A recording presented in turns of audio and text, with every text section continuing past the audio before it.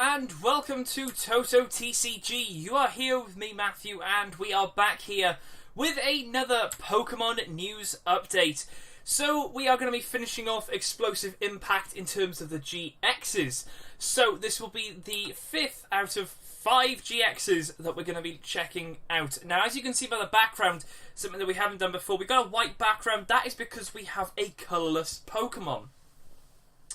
So, what is that colourless Pokemon, you're probably wondering? Well, let's have a little look.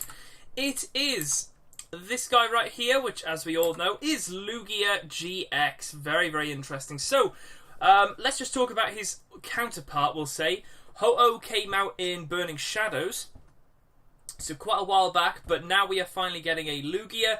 It is not a water type, it is going to be a colourless.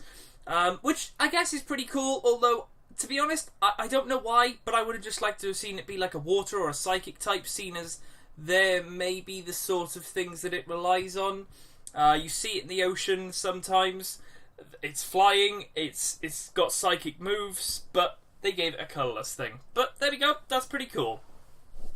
So it is a normal type with a HP of 190, which is really good for a basic, to be honest, really nice.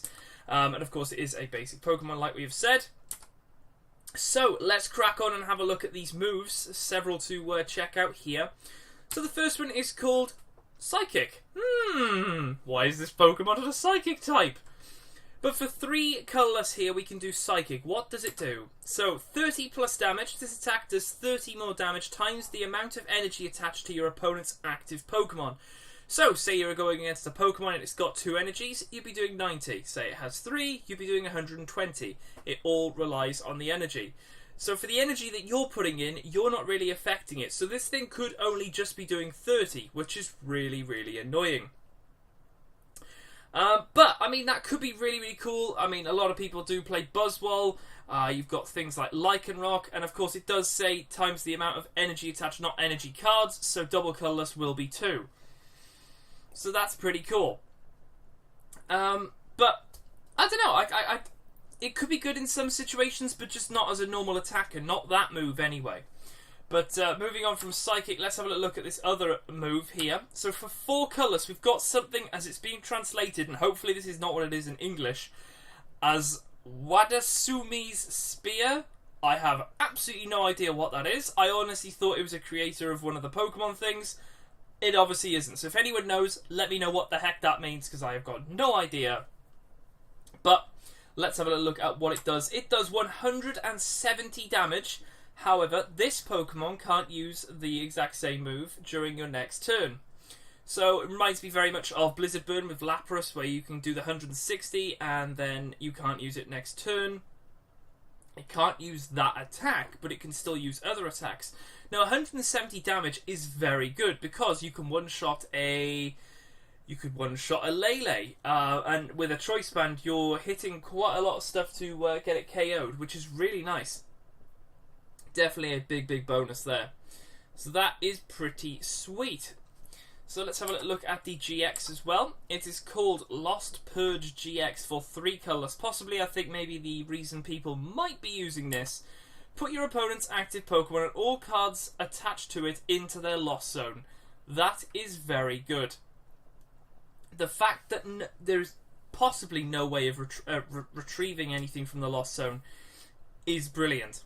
But this set very much relies on Lost Zone stuff. There's a lot of GXs. We've already checked out Tyranitar GX.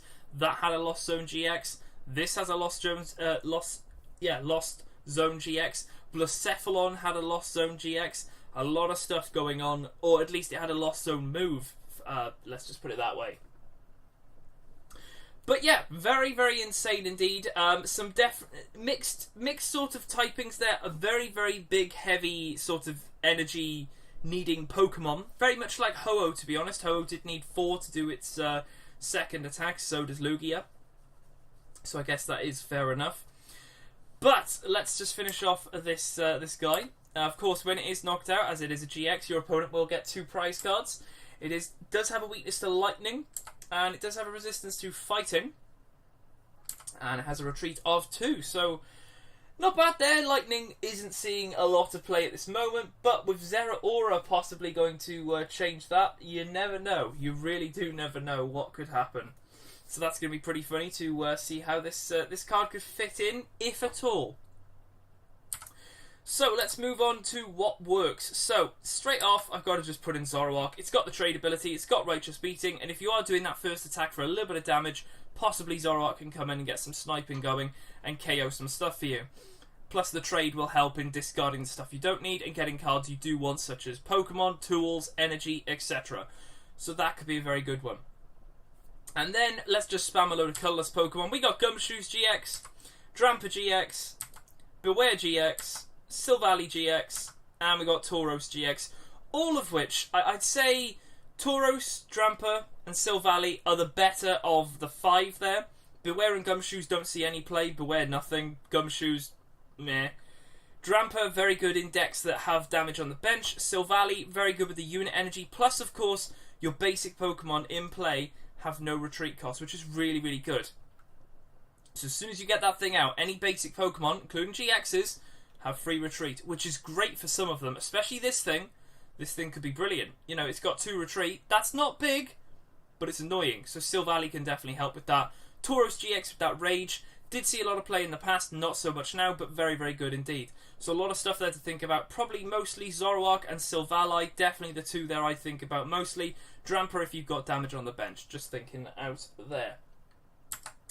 So let's finish this off with the Guess the GX. Now, of course, I missed out yesterday. Quite busy yesterday. Had a busy day.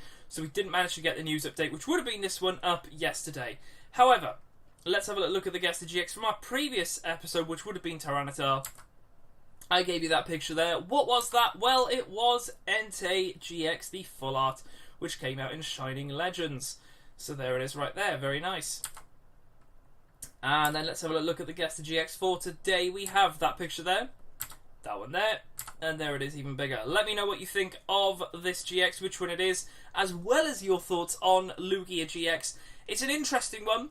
It is definitely interesting. Whether it sees a lot of play or not, I don't know. It might help with the lost zone and everything. Getting the stuff in there can really disrupt your opponent very much. So it could be a very interesting one to sort of keep on the bench and then be like, oh, I actually don't want that Pokemon out. Guzma, Lost Zone, everything goes in the Lost Zone. It's very interesting. Plus the fact that you'd be possibly putting maybe an Ultra Beast, Beast Energy, several energies, an attached item, that sort of thing. It's going to be very cool. So yeah, I will leave it here for this video. If you guys have enjoyed, like I said, make sure to hit that subscribe button below. Comment like I've also said.